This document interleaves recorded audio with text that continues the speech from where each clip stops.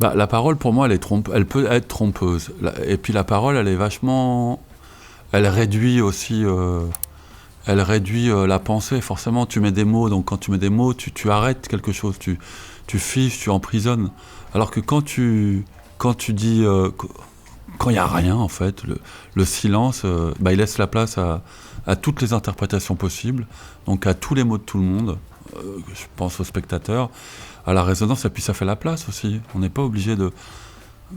Enfin, on est obligé de rien, mais dire quelque chose et quand tu as ressenti l'inverse, voilà, il y a...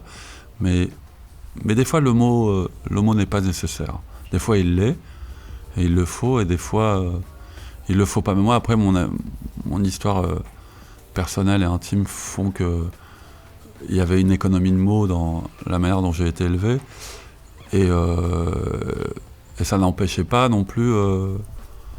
parce que souvent, on associe les mots au lien, à la conversation, à la discussion, alors que alors qu'on n'a pas besoin toujours de mots.